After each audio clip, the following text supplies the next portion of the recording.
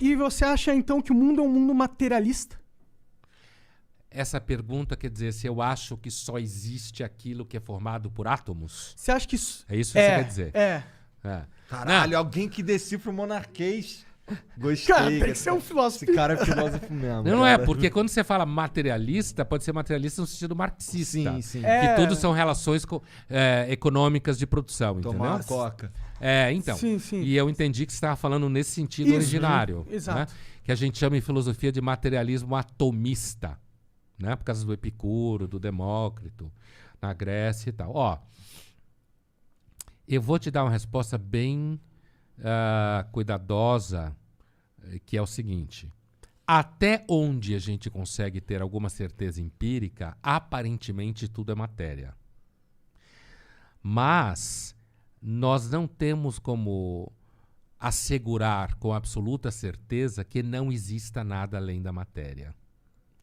Mas até onde a gente tem teste científico, experiência com raciocínios fundamentados em algo empírico, como eu chamo, empírico em filosofia significa a experiência que você observa, entendeu? Não dá para dizer que exista vida após a morte, mas isso não é garantia, porque a gente seguramente não sabe tudo. Quando os cientistas conversam com você e falam assim, 95% da energia do planeta é matéria escura e energia escura, e a gente simplesmente não sabe nada sobre isso. O que isso causa na sua... Tipo, 95% do universo são propriedades que a gente simplesmente não tem a menor ideia. Então, seja que propriedades forem essas, se elas forem energia, elas são matéria. Então, o problema não é só... o problema é não é se existe algum tipo de matéria ou de configuração de energia que a gente não conhece. A questão é se existe algo que não fosse da ordem de partículas atômicas, mesmo que negativas. Entende o que eu estou dizendo?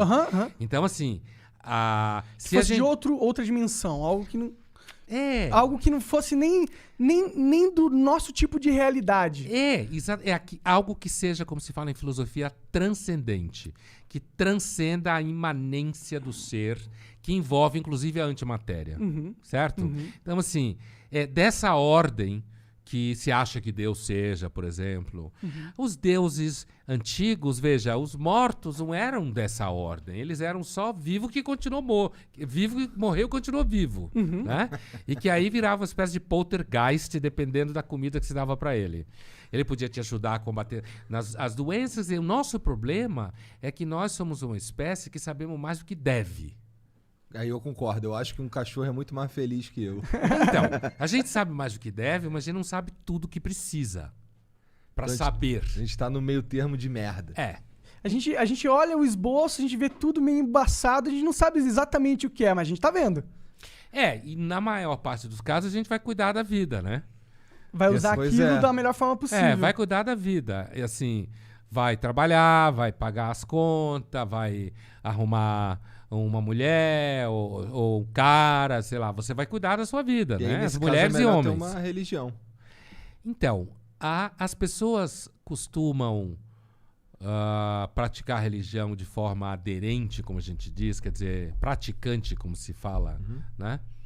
Quando elas são sobre perdas, né? A sociologia da religião mostra que quando as pessoas sofrem perdas, elas procuram religião, seja a religião que elas tinham, mas não praticavam, seja a religião que elas nunca tiveram e elas se convertem.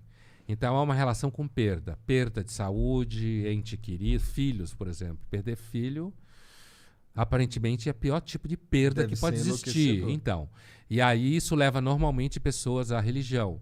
Perda de patrimônio, casamento, carreira profissional, sabe? Entendi. Perdas. O que significa que, como nós somos uma espécie basicamente triste, que se diverte de vez em quando, a religião funciona. Então, cara, se tu é uma pessoa... Vamos lá, tu ia ser médico. Daí tu foi pra faculdade de filosofia. E aí, será que todo mundo que trilha esse caminho que tu trilhou acaba se tornando um cara que não é religioso, um cara que é mais niilista, essencialmente? Será? Sim. Não necessariamente. Não? Acho que você pode... Dá pra você entender das coisas que você estudou, dá pra você entender, olhar o mundo de uma forma diferente dessa tua que tu olha? Por exemplo, dá pra acreditar no... É possível, é possível. É claro que eu não consigo extrair de mim mesmo aquilo que eu sou, né? Se eu conseguir, eu sou psicótico, né? Mas assim, eu consigo entender, inclusive porque, por exemplo, eu consigo perceber que existe muita sabedoria em livros religiosos. Eu percebo isso. Eu não sou aquilo que alguns chamam de ateu todinho, né? Que acha que porque ele é ateu ele é mais inteligente. Eu acho que o ateísmo é a forma mais fácil. Dizem que Deus é bom, o mundo é uma merda, logo ele não existe. Né? Isso a gente chama em filosofia de argument from evil, o argumento a partir do mal. Né? É um argumento sério. Eu fiz uma versão corintiana dele. Assim, Tá. né? Compacta. Mas assim... é possível, eu acho, que dependendo da história de vida das pessoas, que elas de repente façam uma trajetória como essa, como tem muito filósofo que se dedica, que é religioso, muita gente. Eu era muito ateu antes. E eu passei por um processo de perda e acabei me descobrindo bem religioso. Não religioso. Crente. Crente em Deus. Porque o estalo pra me tirar da merda que eu tive foi começar a viver a vida como se Deus existisse e a minha vida importasse. A partir do momento que eu incorporei essas duas coisas na minha mentalidade, as coisas começaram a mudar. E pra aí, melhor. Pra melhor.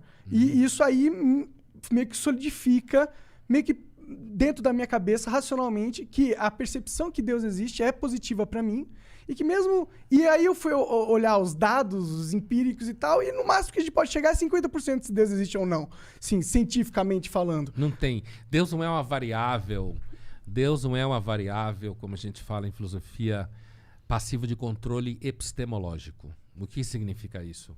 Significa que você não tem como testar se Deus existe. Não tem nem como... Não é nem provar que ele existe. Não tem como testar. Porque você não testa Deus em laboratório. Sim. Entendeu?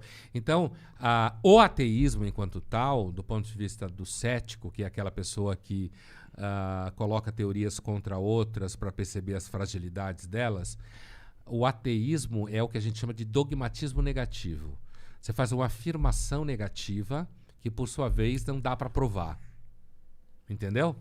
Então, quando você fala 50-50, quer dizer, não dá para decidir mesmo do ponto de vista estrito. É por isso que se fala, Deus não é uma variável de controle epistemológico.